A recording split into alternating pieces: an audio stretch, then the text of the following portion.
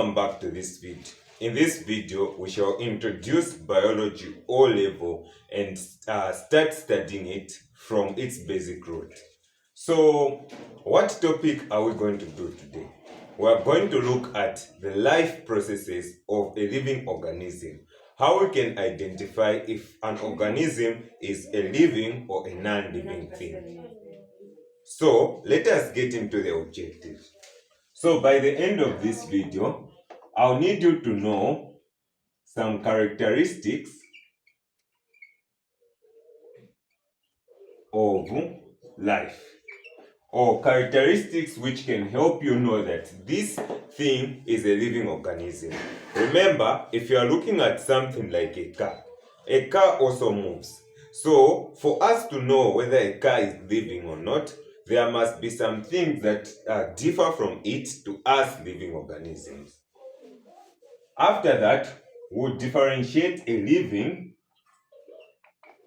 and a non-living organism.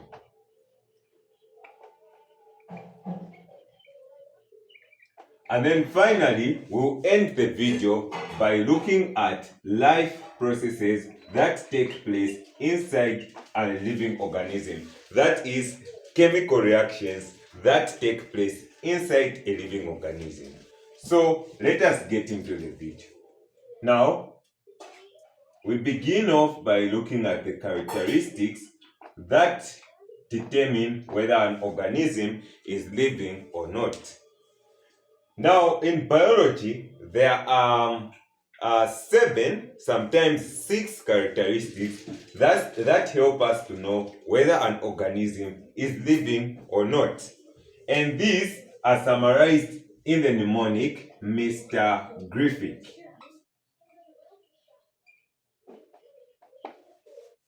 So in Mr. Griffith here, M stands for movement, R stands for respiration,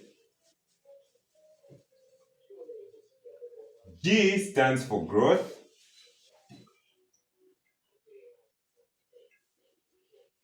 the other R stands for reproduction. Then we have E that stands for excretion. Actually, there is only one E. And then F stands for feeding. And then finally, we have, we also have I, which is irritability. And then we have C, which is cell. So in this mnemonic, we can see that we have 1, 2, 3, 4, 5, 6, 7, 8 characteristics that can help us know whether an organism is living or not. So if an organism possesses all these characteristics, it is termed as a living organism. Now, let us explain this one by one. Now, before we even explain it, alright, so I'll explain what I wanted to explain when explaining living and non-living organisms. So let us start with movement. What do you think movement is? Now, please keep in mind that trees and plants are also living organisms, but do they move? Yes, they move, but their type of movement is called locomotion. It's called what? Locomotion. So, locomotion is the movement of what? Plants. And then the movement of animals is movement. This is studied further when you are looking at the skeletal system in the human body. So, locomotion of movement is the change in position of an organism from one point to another. Or you can say locomotion is the movement of parts of an organism to another point. I hope you are clear.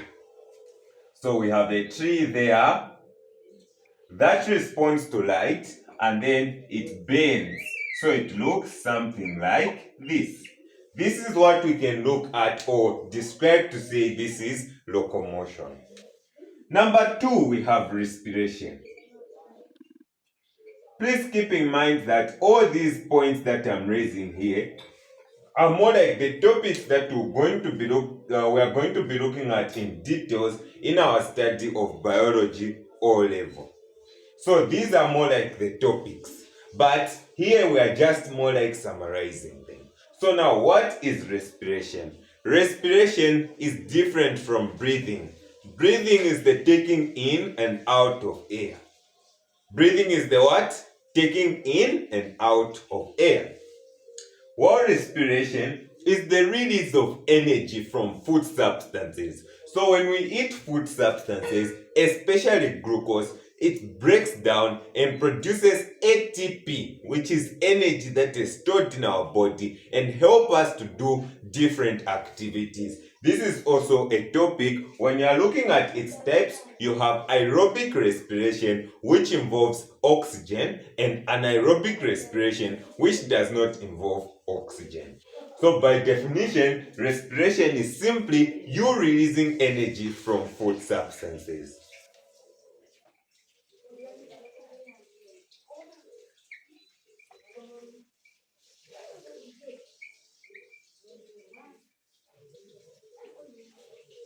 Number 3, we look at growth. Growth is also another topic which we are going to explore further as we are looking at our course in biology. Growth is the permanent. If you don't increase the weight, you don't use the word permanent, then you are not describing growth, because something can increase or reduce in size, but it does not grow. For example, if you are blowing air into a balloon, it is growing if you just say it is a change in increase in size of an organism. So, growth is the permanent increase in size and dry mass.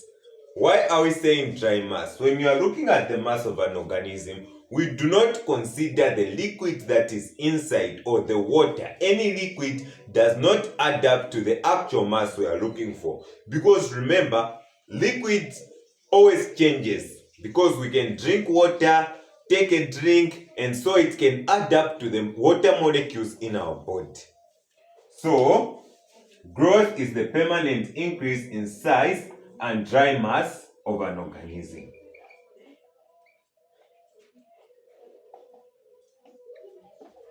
Number 4, we have reproduction. Reproduction is also a topic which we are going to explore further as we are looking at our study in biology. So reproduction is the production or is a process that is used to produce offsprings, that is young ones. Yes, so reproduction as well has got two types, which is sexual reproduction and asexual reproduction, which we are going to look at further. So reproduction is producing offsprings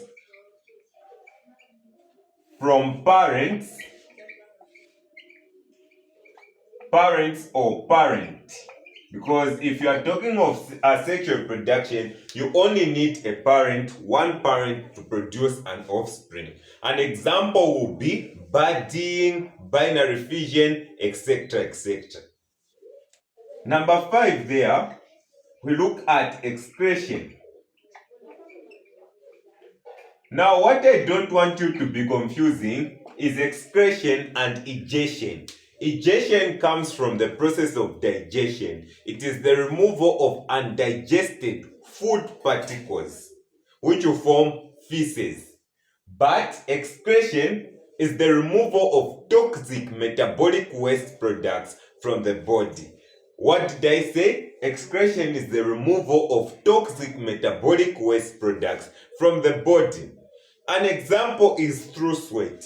You will notice that if you are sweating and then if you are to lick that sweat, it would be salty. That salt is more like a metabolic waste that is removed through the sweat. Another example is urine, which is made through the kidney, and we shall explore that in details and look at the dialysis machine in our further studies. Apart from that, we have excretion through the liver, excretion through the lungs, and etc. etc. So, by basic definition, excretion is the removal of toxic metabolic waste products.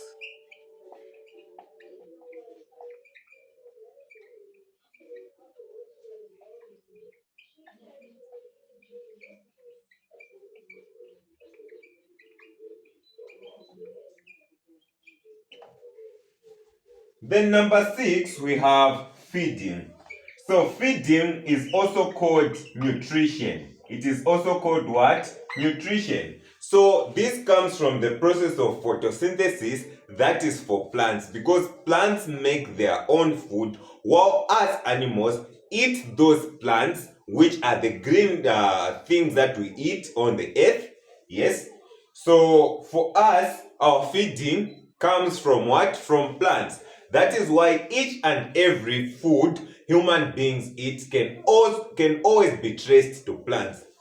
It does not matter whether you eat an animal like an antelope, because an antelope first ate grass, which made it to gain its nutrients that it has. So indirectly we are eating plants, right?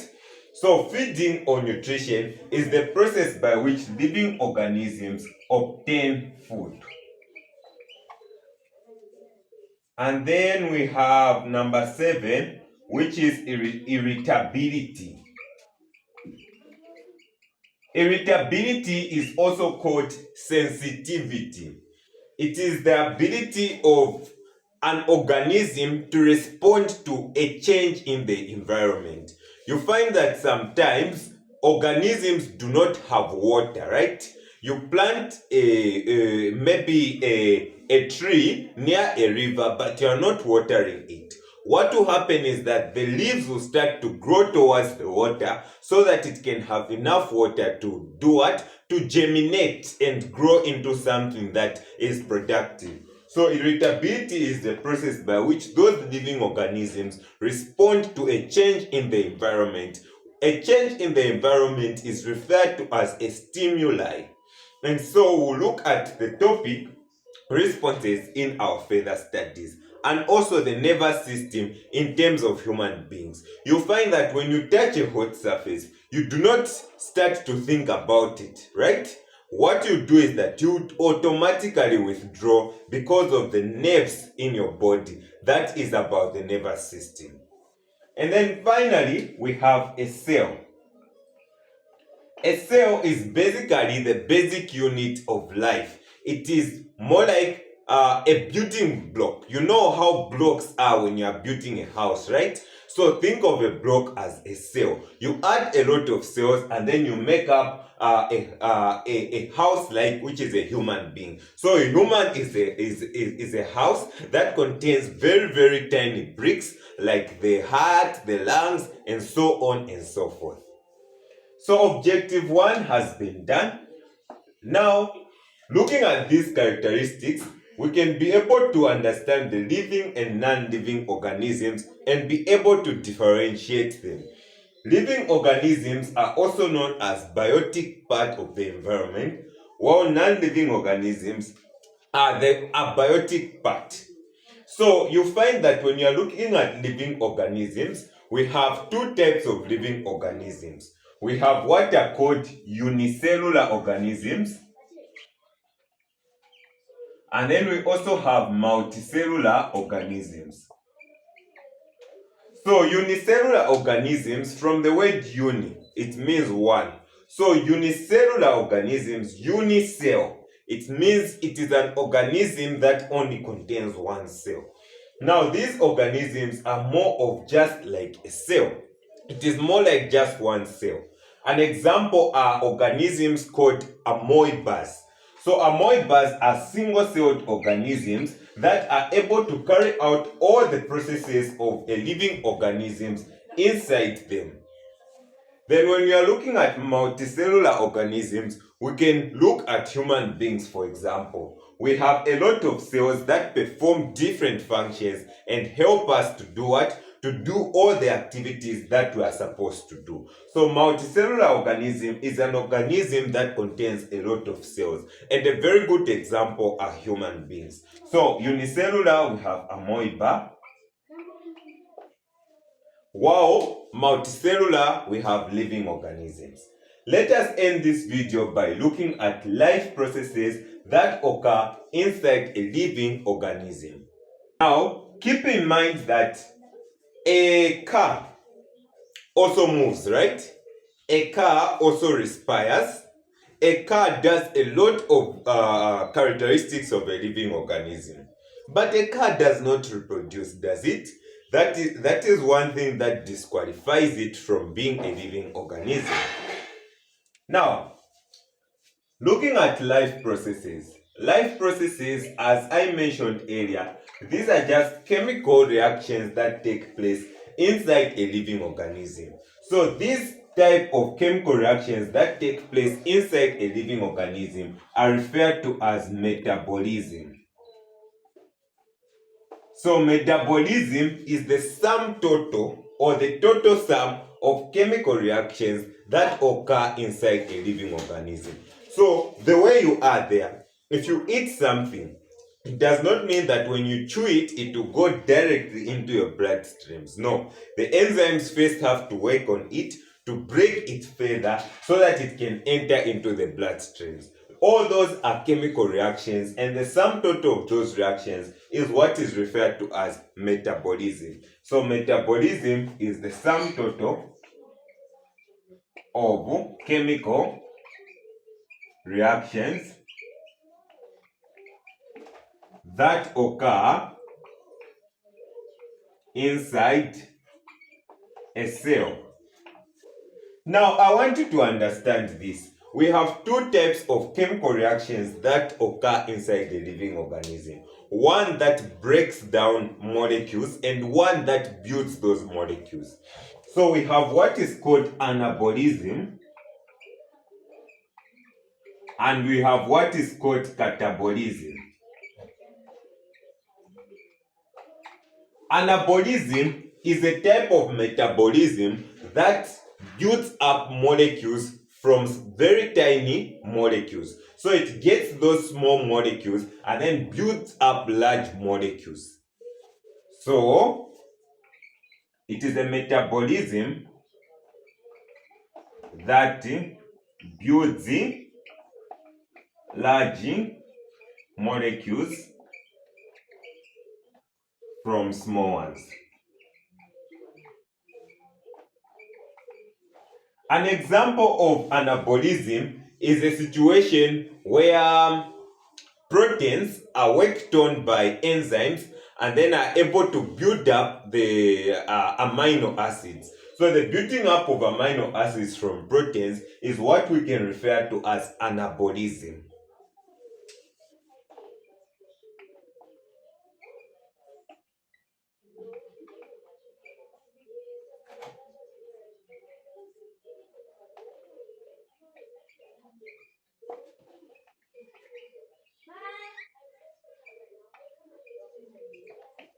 And then catabolism is a situation where these large molecules are broken down into small particles. And an example is the digestion of food. Digestion of food breaks down food into smaller particles. And then the other example is respiration. It breaks down glucose and then forms energy. So we've looked at the first topic under biology. In the next video, we shall continue our lesson. I hope you found this video useful, and thank you.